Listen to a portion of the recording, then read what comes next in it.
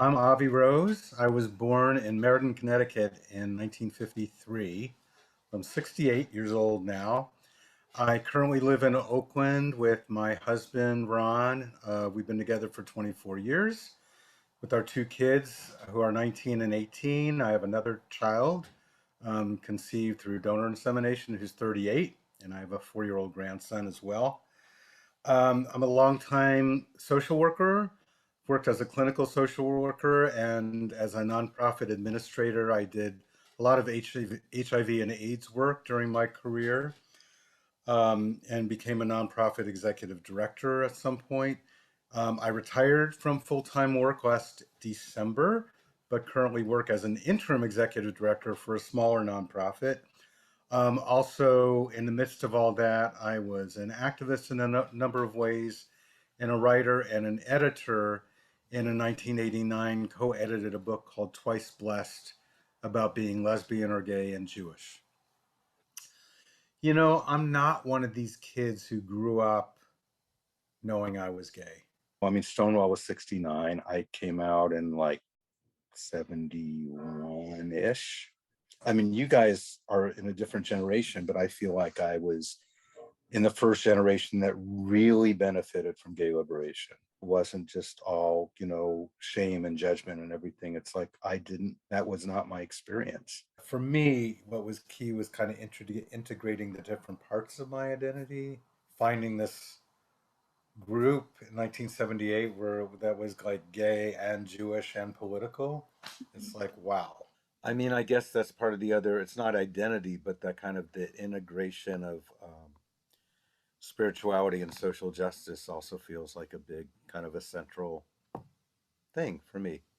I'm part of a synagogue that's kind of founded on those two pillars, and that's like amazing. At some point, I know for me as a gay man, I kind of hit some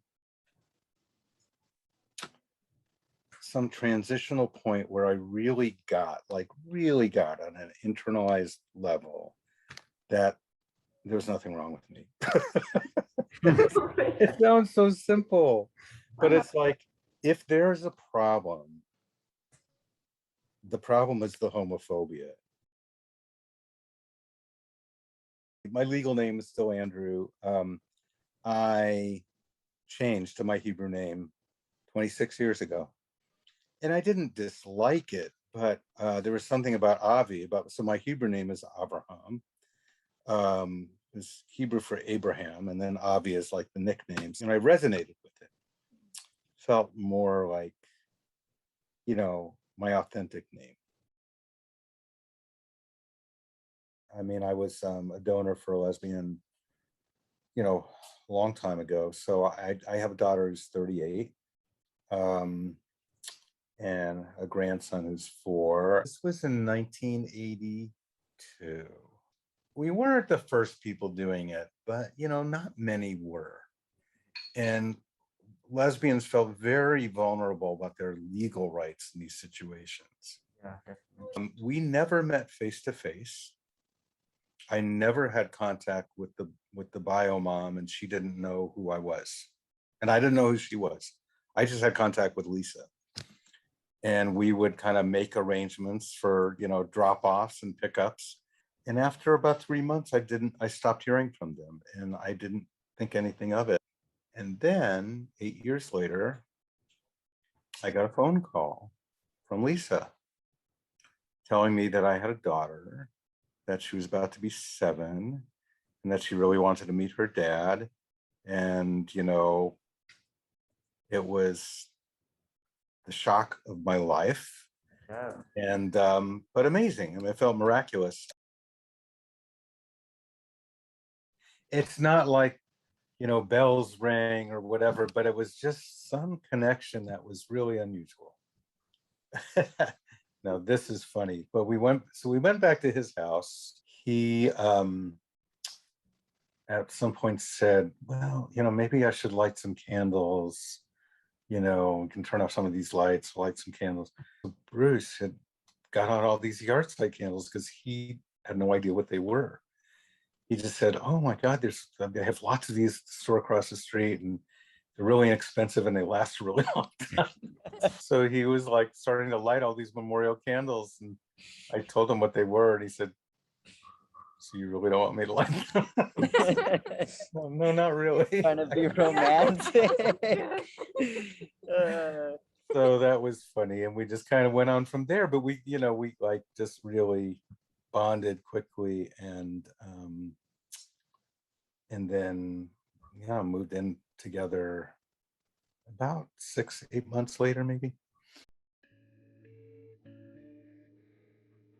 In 1989, we had a ceremony. One of the advantages of being gay is that you can rethink all these traditions because you were read out of them to begin with.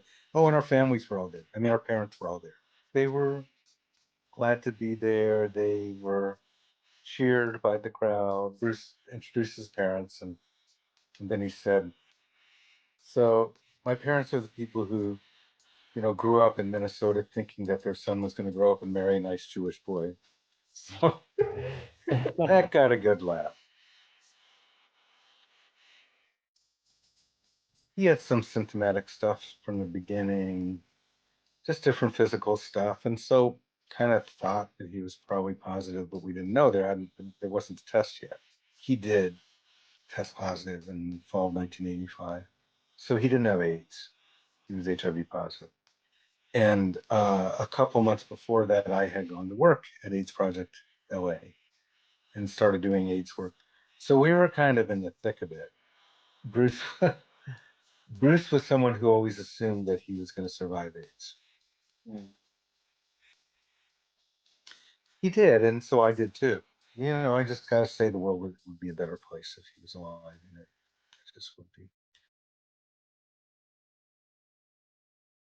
No, I did AIDS work for 20 years, so that's And that's starting in the mid 80s, and that's something that's life altering, certainly for me. And I did it during a period of time that was very intense, and where most of the quote unquote clients were my peers, some of whom I actually knew, going around a community with people with AIDS who could speak about their own experience, and have a much more powerful impact. When there was somebody like live in person, likable person who they could identify with, it would change people's relationships. So doing that work, I got to see the worst in people and the best in people, Mhm. but more of the best. And the truth is, I did have to after Bruce died, I did have to make a shift. I couldn't, Yeah. and it was kind of happening anyway. But I moved into more of the administrative stuff and less direct service because I just couldn't do it. I couldn't take it really. And then this last 15 years, I ran this other agency where it was not about HIV, but it was about being an out gay man who was running a very long established traditional social service agency, serving kids, serving seniors, but a lot of how we grew was serving refugees and immigrants, and that was including gay refugees, and that was super meaningful to me. And about 8 years ago, we started an LGBT refugee program, so we've resettled a bunch of people. I think I told you guys that we sued. We joined an ACLU lawsuit. So we sued Trump. Oh my We God. Oh, cool. Yeah. about the Muslim ban, and it was interesting for a Jewish organization to do that. It was a big deal. Our agency had never done anything like that before. Well, I feel really lucky because not everyone gets to do work that they feel that way about. Ron and I met in 1997, and in the fall of 97 is like around when we really came together as a couple, and then in that spring, summer of 98, we moved in together to the house that we're still living. Actually, we rented it, and then we ended up buying it. But our kids were born in 2002 and 2003.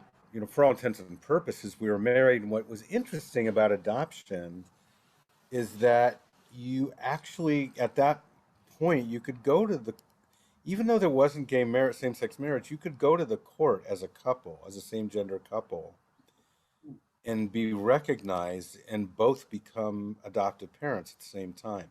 So it was like being acknowledged as a married couple in a family court. without marriage. 2004, Gavin Newsom does this thing where he decides to start issuing marriage licenses, but you had to like literally go down City Hall and stand in line. So we kind of our group got this attention. It was all these women and me and Ron. I mean, we just kind of begged our way into it when we heard they were flying up. It's like, please let us get married with you. It's the only way we're going to be able to do it. It all happened really fast. But both my sisters were there and some of their, friends were there and stuff like that. And our kids were there. A few days before, it's like, oh my God, we have to get rings. It's like, I mean, like we had two kids. We couldn't do anything. And so we had like about 45 minutes at one point to go to Telegraph Avenue in Berkeley and go get rings.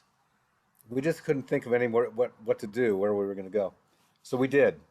We got them. We still have them. Started issuing them around Valentine's Day.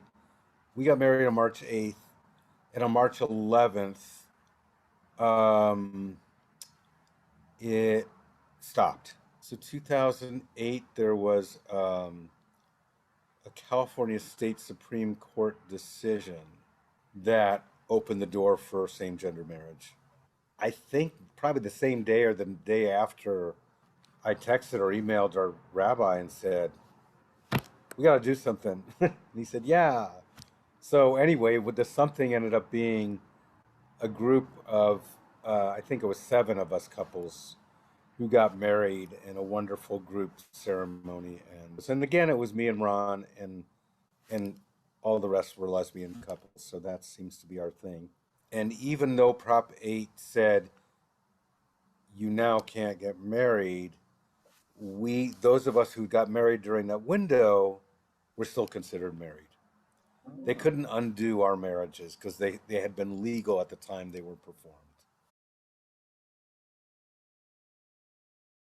It's a wrap. It's a That's a wrap. wrap. It's a wrap. I was like, no. It's a wrap.